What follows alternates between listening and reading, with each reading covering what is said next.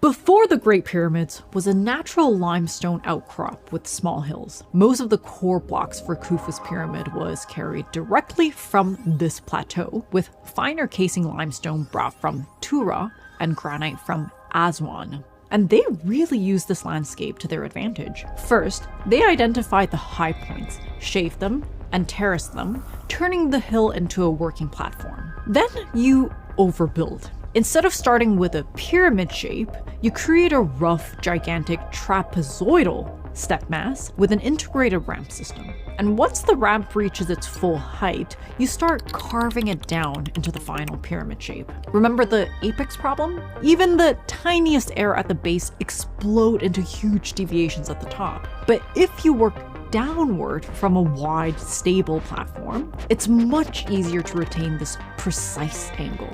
The shape is actually super important here. If we were to apply the system to a pyramid shape, the ramp would get steeper and higher as you go up, creating another death slide for the workers. But a trapezoid spreads outward at the top, and it gives you this workable 7-degree ramp all the way up. A flat, safe working deck around the apex, and full visibility of all 4 edges as you carve the final geometry. Instead of fighting the pyramid shape, you delay it until the very end. Once you carve down the step mass, the extra limestone is then reused for the other pyramids. The Great Pyramid is roughly 6 million tons. Choi's model estimates the initial step mass to be around 8 million tons. Carving that down gives you roughly 2 million tons of reusable stone. This gets split between the working mass for Khafre's pyramid and into the other annex buildings. Then this process is repeated for the other pyramids, each one going through the same recursive construction loop.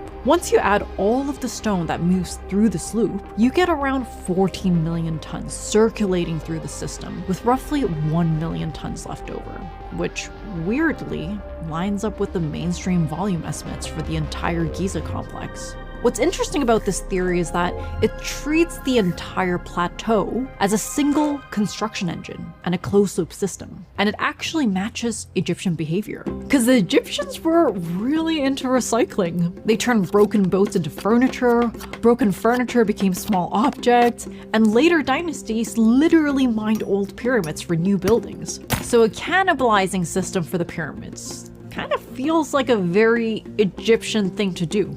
And the idea of shaping the earth into ramps, that's not new either.